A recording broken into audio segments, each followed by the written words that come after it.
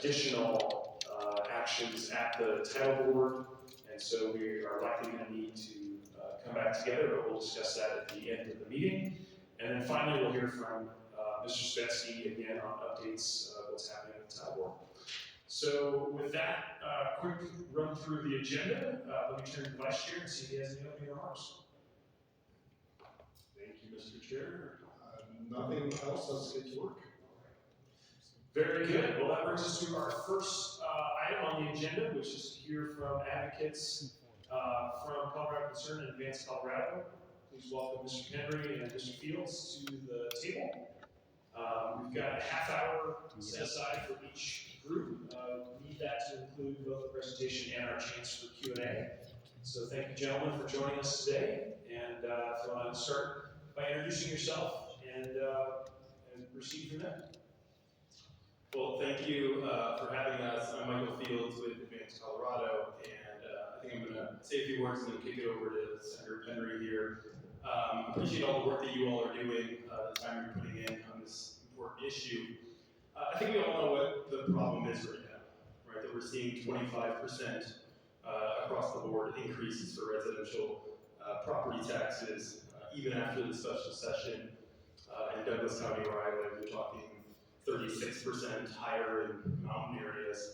And Colorado Concern and Advance Colorado came together with a measure that we're putting through title board right now that basically has three main parts. One is a rollback.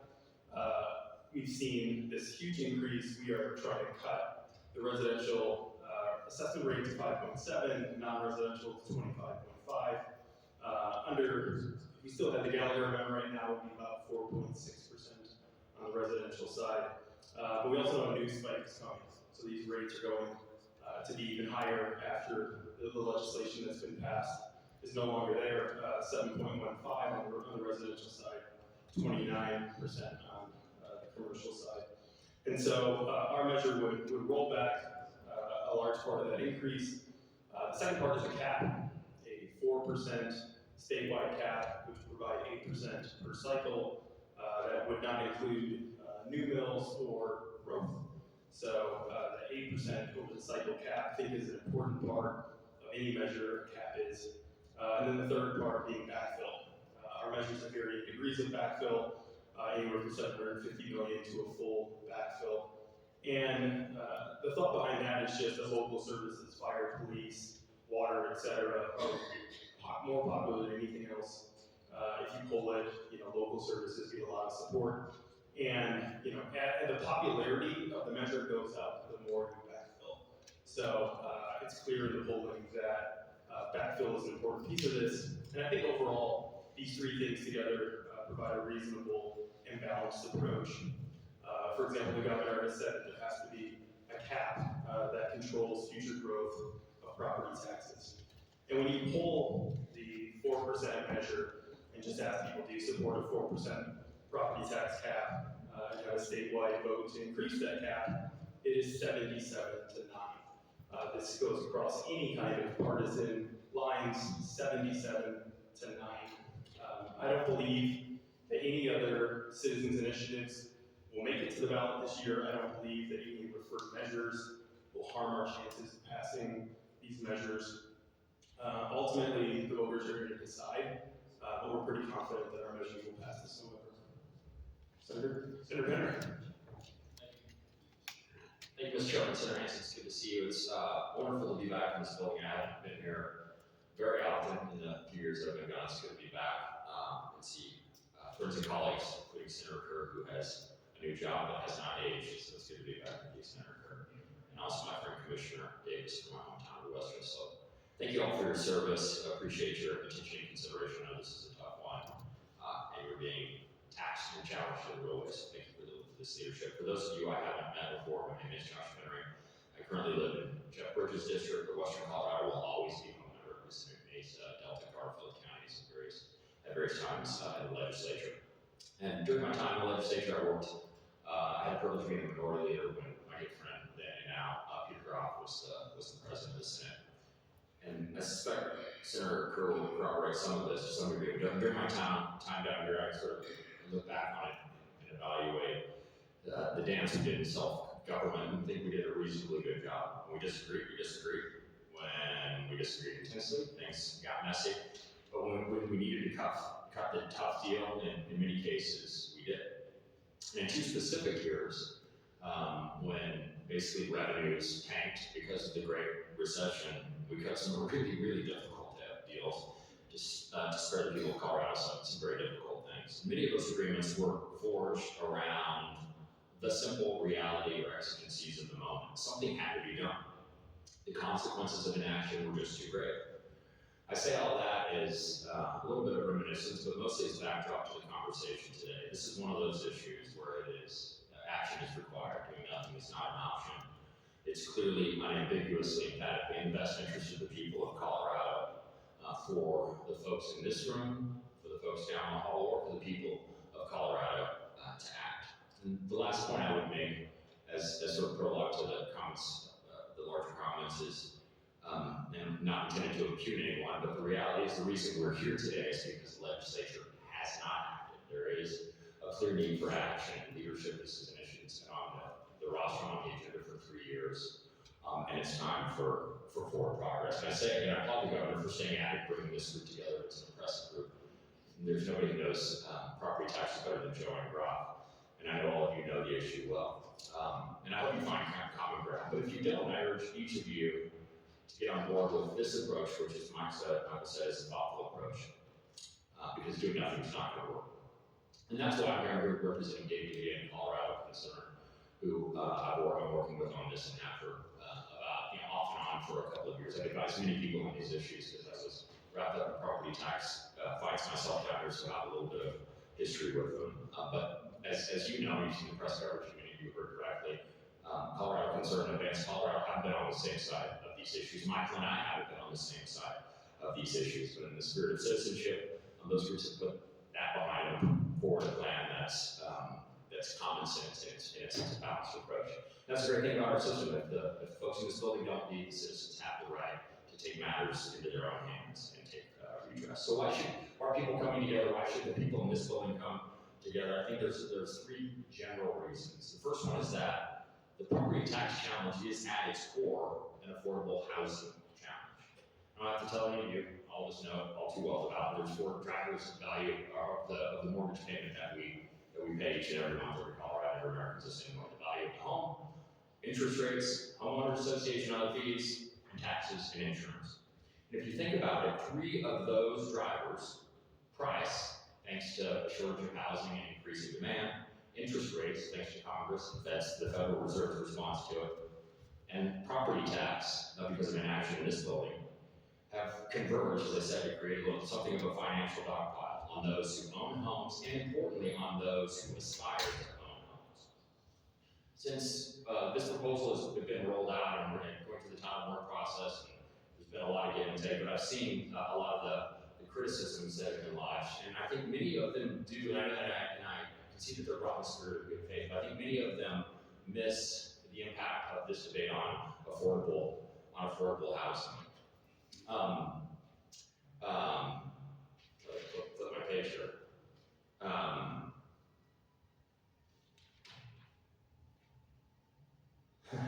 This is the perils of being prepared. So, but the things I would say is a couple of things. A little bit almost here. So, there we go. So what do you ignoring in the property tax measures reform? The first is it's tax. It's sort of no big deal. Property values have increased, so therefore they should basically pay the tax with the incremental value. And that's called the tax on unrealized gains. Not even Washington taxes on realized gains, because for the most part, because the cold reality is that people don't have the cash to pay the tax until that gain is met. I've heard others say that a cap itself is unfair, and I think one of the points that we've seen in the course of our conversation, our negotiations, is a couple of things.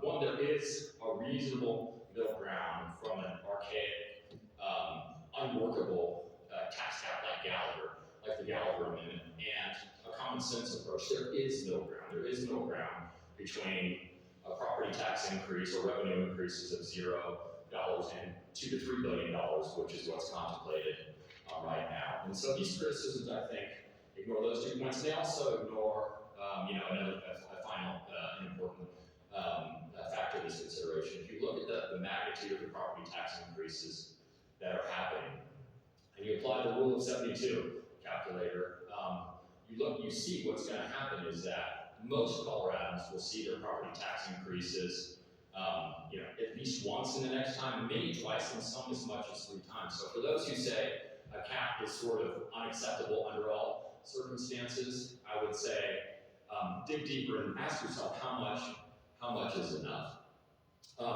So thinking about the proposal again against that basic backdrop, what does it do?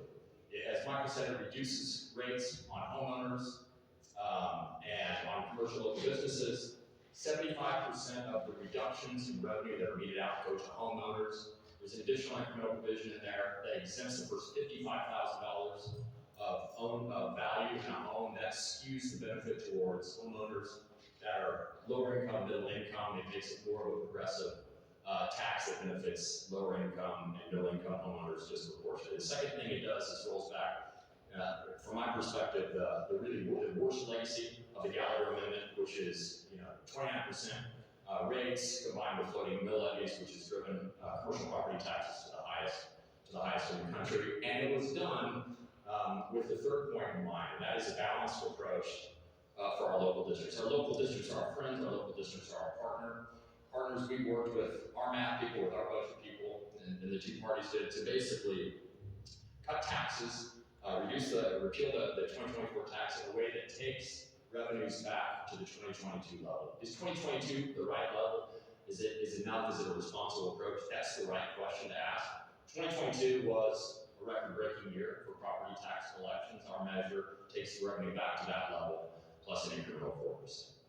So the plan itself is balanced. The third and final thing I would say, which echoes Michael's points, and I think I suspect is an impulse and an impetus that you all feel here today.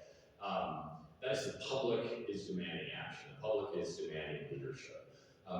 Sort of punting this to another year, deferring this to another time, is not going to cut it. And I think the reality is the public is expecting action. They're expecting leadership. And I think what our proposal does is provide a framework. So that the way I sort of punctuate my comments and my remarks is by saying this. I hope this group will engage. I hope you look for opportunities to find common ground to pass something. But if you don't, we built a common sense approach, a balanced approach that gives folks the property tax they need, but also protects our local funding for our local governments who are our partners in this.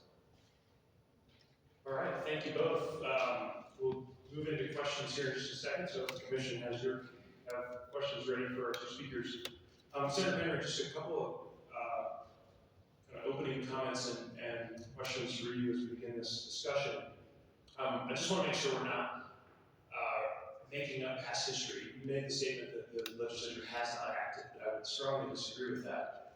In fact, myself and Senator Rankin on a bipartisan basis passed $1.5 billion worth of property tax relief over the last several years. So I want to make sure we're not writing our own history books here. The second thing I wanted to ask you about is really around your statement that the commercial property tax rates in Colorado are the highest in the country.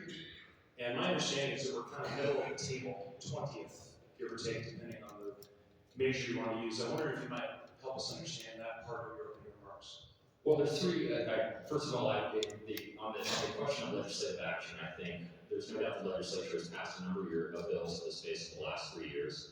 And the net effect is still a 25% property tax increase on average. The governor says 19, others say 25 or 30%. The reality for individual homeowners is between 40, 50, or 60%. I think a larger property tax increase than most could bear. So I don't doubt that bills have been passed and signed. The reality is the problem isn't solved. And that's why there's urgency to act respectfully. And I understand there's perspective. Senator Hansen. The truth is that 29%, especially, there's multiple drivers of, three drivers of property taxes. One is the rate, one is the mill levies. And what happened under Gallagher is, at one point in time, the residential rate went down to cushion the impact, while the commercial rate went up. When that could not go up any longer, many local districts passed voting mill levies, which when Gallagher kicked in, incrementally passed new mill levies, which on a 5-to-1 basis taxed businesses, and really was the bane of retailers, restaurant owners, and the rest. And so I don't know which stat you're citing. My guess is that's probably the rate, but mill levies and valuation are the other driver of it. And I think if you talk to anyone, frankly, from either side of the aisle, the commercial property tax level, effective level in this state is a major problem for the state's competitiveness. Great, I appreciate the dialogue. Members, questions for our presenters? Mr. Chief, please go ahead. Thank you, Mr. Chairman. Thank you for your time here today. So I represent Colorado State Fire Chiefs. And our inflationary rate is certainly different than that of the common person as a homeowner, as a special district. So we've estimated it to be close to 25% based upon, we've had 100% increases in apparatus that cost over $1 million. Your proposal has caps, and 4% will never cover 25% inflation in the fire service. So I need to ask you, what are your plans to offset those balances so that service reductions do not affect our constituents who voted locally for mill levy increases for the services that we provide? And are you willing to accept responsibility for the injuries and deaths that can occur from delayed response due to a reduction in funding and services? Senator Penry. Yeah, it's good to see you again, sir. Thank you for your service. We reject the premise. The idea that you cannot have a responsible tax policy in this state in ways that spare homeowners and business owners tax increases that will drive them from their homes and drive them out of their business without enacting sweeping and horrible things on local districts is a stretch, even by our polarized rhetoric in our republic right now. The reality, and this is the challenge, right? Like if we do nothing, you're going to get a $3-some-odd billion tax increase. There are some who are saying we need to cut somewhere in the space between $0 and $3 billion worth of increases that are going to hurt the state and the economy. There are lines that can be drawn. That's the essence of give and take. It's finding a balance. On your question about the 4% cap, again, we're retroactively going to 2022, which was about 7% higher than 2020 from a revenue collection perspective, a record-breaking year. You get a 4% increase on that every 2 years, which is an 8% increase. The thing I love about our tax system, to the extent Cody Davis and I worked on an issue in Grand Junction, Colorado. They said our school district wasn't getting enough money. We didn't go to the voters and we asked them for more money. We built a beautiful new high school with the consent of the voters. The voters still have the final say at the local level. And also the 4% limit also creates a mechanism where the state itself can opt out with the vote of the people. So there are off-ramps, and I think the rhetoric of it's 25% increase in a really harmful way, or the draconian circumstances you described is really a false choice. Commissioner Poe. Thank you, Mr. Chair, and appreciate both of you being here today. Apologies that I can't be there in person tomorrow, Summit County Commissioner. I have certainly always tried to prioritize affordability for Summit County residents, but what I struggle with is the following. Summit County voters have voted 3 different times to be Bruce, and they've done so because there's a set of services that they, as Summit County residents, desire. They want us as a county to tackle the affordable housing crisis, to tackle behavioral health care. We provided universal access to child care longer than the state did. Wildfire mitigation is another example. So what I'm curious, and we've heard loud and clear across all of the listening that we've done in our town halls across the state, that what voters really want is more local control of property taxes, not less. So can you help me understand how your approach accommodates these county-by-county differences, and how they would accommodate different services that different communities feel are necessary and essential in some cases? Mr. Fields.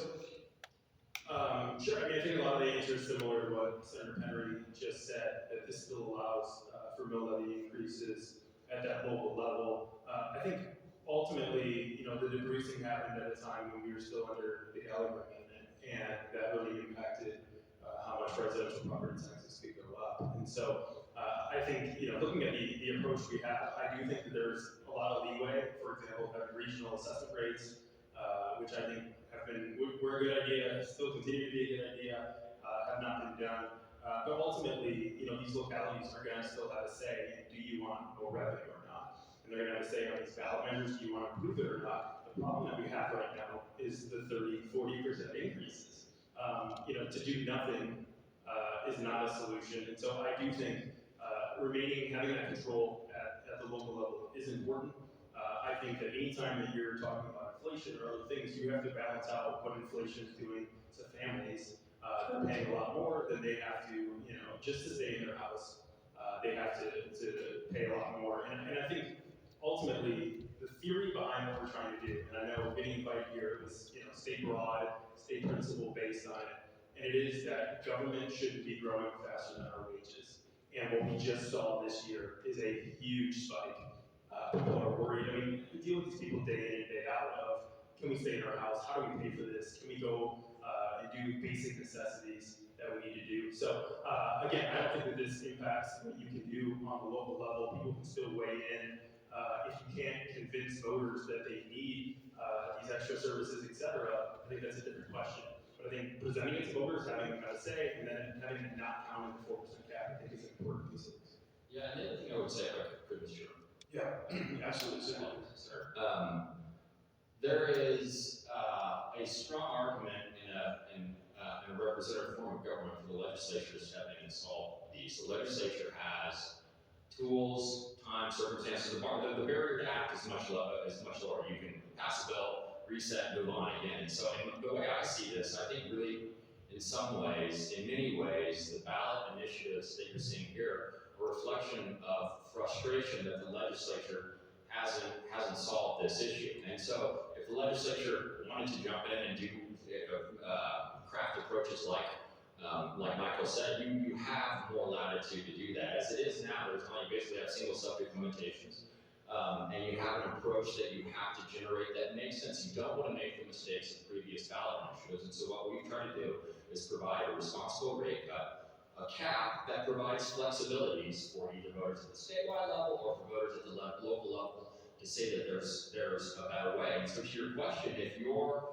voters want, think that going back to 2022 plus 4% is not enough, then you go back to the voters. And so I think in that sense, we definitely adhere to the spirit of property taxes. We specifically call it out in the plain language of the ballot measure, and it's an important reason that we think people should support.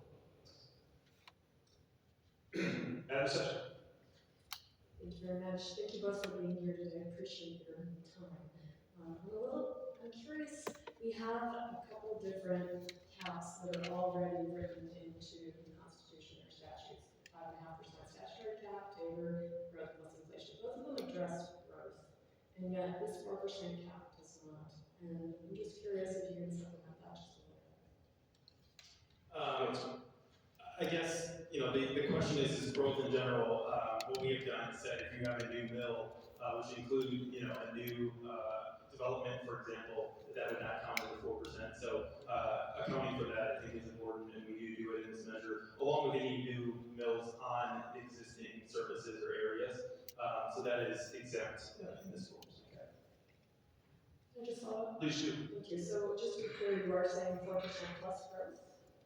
It is 4% within growth within, if a mill levy is increased or new mill levy starts, that will happen.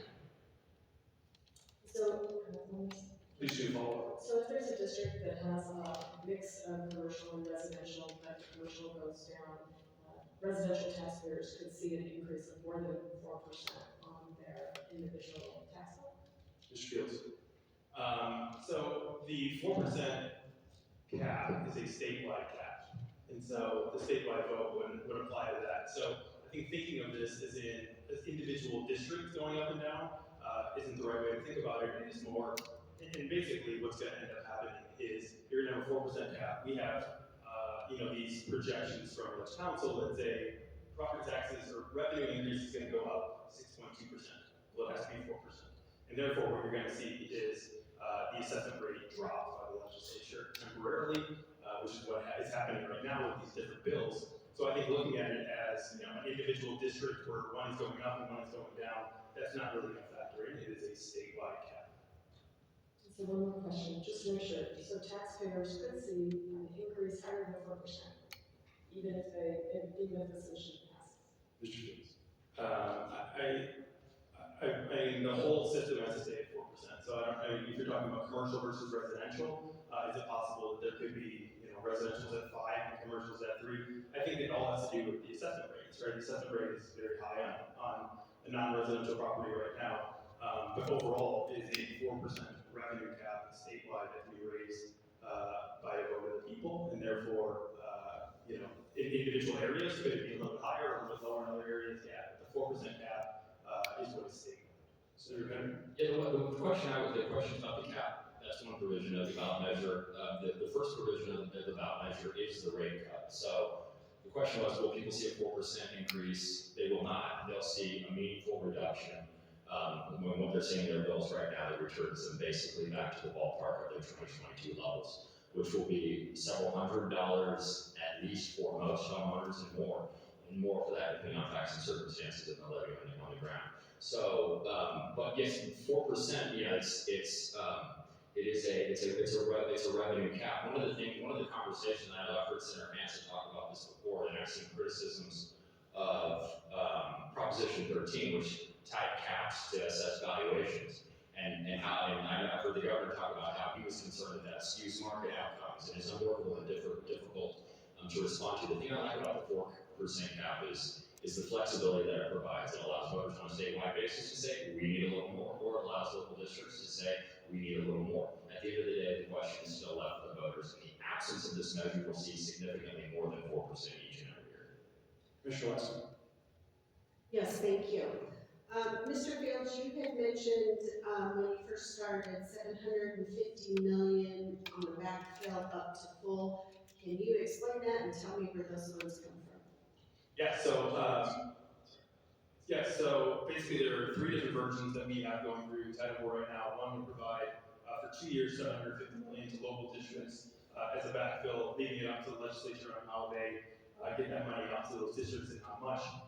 Another version says that it's a full backfill, which would mean that cut that we are talking about, and I believe it's $2 to $3 billion that the legislature would have to backfill to local governments.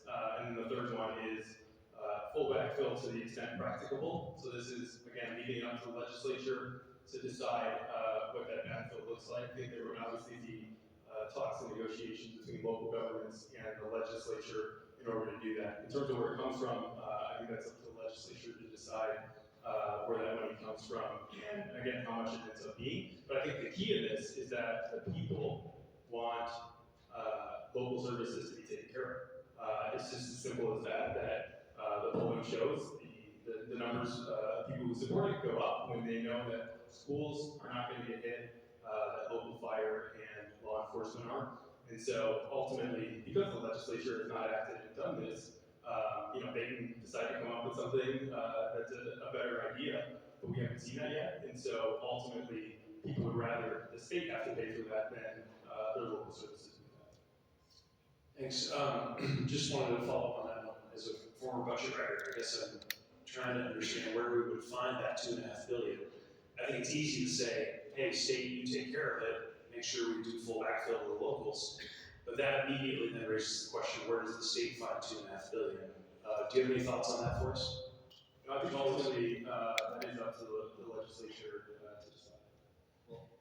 Senator Penry. Sure. Senator Hansen, I would say a couple things. One, first, remember, you get a 4% increase, so there's an accommodation there. And then to the extent that doesn't get local districts what they need, to Bob's question earlier, there's a mechanism pushed to the General Assembly. The reality is the state has a rainy day fund. We chose not to call out the state's reserve. That reserve exists for emergencies. I think if you talk to a lot of voters in this state, they would identify what's happening now, in fact, the circumstances on the ground with the increased bills they're facing as an emergency. So where could you go if there was nowhere else in the state budget that could cut? You could go to the state's reserve to provide incremental cushion. The last thing I would say is the idea of a backfill is not new. You all have talked about it before HH contemplated it. The difference is you get it with taxpayer, it was proposed with taxpayer refunds rather than from the base budget. But the idea is, it surprises me that the idea, if these local services are as important as we all believe they are, then it's appropriate for the state to step in and basically help create a soft landing for them if that 4% increase year over year is not enough. Commissioner Richardson. Thank you, Mr. Chair. Excuse me. Thank you both of you gentlemen for being today, and I do applaud your proposal that actually provides broad-based property tax relief. But obviously the devil's always in the details, and as a county commissioner from Elbert County and representing the lots of local smaller governments on eastern counties, there's always a tension between meeting the citizens' desires, addressing their concerns, and actually funding the services we're responsible to do. I circled around some of this. I do like the fact that this doesn't lock out local votes to still increase revenues for specific purposes, which I think is entirely appropriate. If a local government were to do that under your bill, does that, I guess a couple of questions. One, would that impact the local backfill if any were provided? And then two, I can also say as a former school board member, the thought of relying on state backfill to meet basic needs is worrisome. I think local government, every government should always never be resting comfortably. We should always be a little bit nervous. It shouldn't be too easy because then we certainly have too much. Could you address just the interaction between potential backfill and local property increases, and would that change the formulation of a backfill, if any, be independent of any local changes that we're looking for? Senator. The answer is independent, and it is a good question. It is the right question, and that is the advantageous thing about this approach is it does give more flexibility to you all to make decisions about what you need to get the job done. I also think about this. The starting point is the rate cut needs to be responsible. We spent a ton of time thinking about what is the residential and commercial rate that can get us to a fair level. It's not, we didn't want to go beyond 2022, and the public can't afford where it's at in 2024. So we tried to find a midpoint, and that is the starting point. There are earlier proposals that have taken back to 2020 or before, and I think what we try to do is come up with a responsible starting point that itself, as I said, was a record-breaking year, and then create mechanisms to the extent there is a need for support from the state in the near term to provide a soft landing with this transitional basis to make sure there are mechanisms that exist on. All right, we've got time for one more question. Senator Kirk. Great, thank you, Mr. Chair. Thank you both for being here today. Bit of a comment, so following up on Commissioner Polk, Summit County, which mentioned they've gone through debrucing 3 times. Jefferson County, the county I represent, is not debruced, and currently we're working on a budget where we're looking that we might have to cut more than $30 million from our budget, next year's budget, and unless we debruce at some point, that I think that we're going to have some pretty serious problems.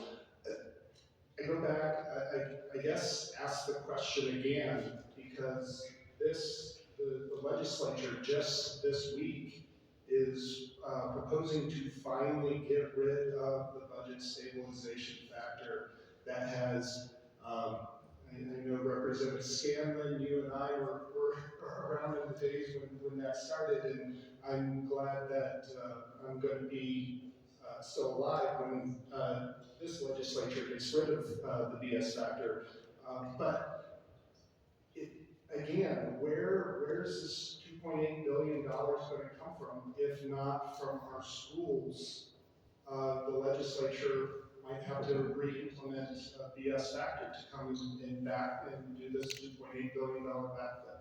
Where, I mean, we've all done budgets in this building, and the vast majority of the state budget is going to K-12 schools. If the state has to take money from somewhere, it's going to be the schools. Mr. Fields. Sure, I guess to the first point, I guess I'm not understanding how you're cutting budgets if revenue is going up. That doesn't make sense to me. But I think, and in terms of education, we specifically call out that it can't come from education. That this backfill money cannot come from the state education fund. I think it's very important. And again, talking to people across the state, they care about schools. They want teachers to get paid more. I'm a big advocate of making sure we have enough money in our education system. So we make sure that this does not allow that to happen. Again, ultimately, these are questions that are up to the voters to decide how they want to fund stuff. And I think, pushing back against their decisions, is one thing when Jefferson County decided to not produce, and that's the situation that you all are in. They understand it. I think the one thing is how educated voters are about these topics now. You look at, regardless of the ballot language now, because, Prop 8 changed a certain language, other one had another one. There's a lot of undecided people. They want to learn more about it. They want to look into it. I think in our approach, the more that people look into it, the more that you're able to explain to them, the more that they like it. And so what they don't like is what's going on right now. I think there's less concern about, when you have a $42 billion state budget, where funding local services come from, people want it to be done. I think it's possible to do it and not doing it by cutting education because the measure doesn't allow you to do that. So ultimately, again, this is something that is going to be in front of voters. Voters are going to end up deciding they want local services to be taken care of. All right. My apologies. I had missed Mr. Groff's hand. We'll allow one more question. Mr. Groff. Thank you. I'll put all of my questions in.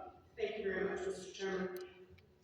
I had the pleasure of working with both of you in 2020 on an issue that ultimately, Mr. Penry, you were successful in stewarding the repeal of the Gallagher Amendment, but I think our office provided information to both of you during that fight. Which leads me to the first of two questions, but I'm going to make them one. Mr. Fields, you talked about a 25% property tax increase, and we don't have the data that shows us what the property tax increases were. So where are you getting that 25% data on property tax increases? I know that there were value increases, but I'm interested in the property tax increase piece. And then the second is when local governments vote to, when local jurisdictions vote to overcome the 4% cap, will that vote affect a 4% cap overall in the state, or will all of those votes be considered above the 4% cap so other districts aren't penalized when one district votes yes? Yes, so they would not count and impact other districts in order to do it, so it's outside of the cap completely. To answer your first question, this is if Common Sense Institute put out numbers on the increase. Obviously, it's still fluid right now. I think the governor also put out numbers of about 20%. So we're talking 20+% increases that we're looking at. And so the specific number, I know there's a couple counties that have now recently in the last week released some of that data, which is why I know in my county, Douglas County, 36% property tax increase. Obviously, there's some bills that pass there, et cetera, but I think that data is starting to come out. You're going to know more about it, but just going off of both CSI and the governor's numbers. All right, Senator Penry, we need final comment before we need to wrap this section. Thanks for the opportunity to be here. My comment, I want to respond to Senator Kirk, because I do think one of the things that we've talked about in the course of building this proposal, there is, if nothing is done here, there will be a ballot initiative. But hopefully there is leadership where you come together and focus on that. As we've said, there are ways to do backfill that don't require cuts to the core programs that you've identified. The state is sitting on a robust rainy day fund that could provide material support to smooth the transition if more money is needed than the 4% increase that's guaranteed. And so I would say, and Senator Kerr and Commissioner Kerr and I are friends, and he'll get the last word since I'm leaving and he's staying. But I would say, I hope that this group stays after the campaign. We're going to have an argument about that. I agree with Michael Fields that the voters are pretty savvy on this and get focused on how we can actually do it better or differently than we propose. But in the end, making sure that there's meaningful action on behalf of the taxpayers of the state. All right, gentlemen, thank you both for being here today and being part of this important conversation. With that, we're going to roll directly into our second section on ballot measures. Welcome Scott Washington from the Bell Policy Center to the table. Mr. Washington, welcome. And I'll let you get set up. Do you have any slides that you wanted to present? Thank you very much. Introduce yourself and begin. Thank you very much, Senator Hanson. My name is Scott Wasserman. I'm the president of the Bell Policy Center. It's a pleasure to be with you all.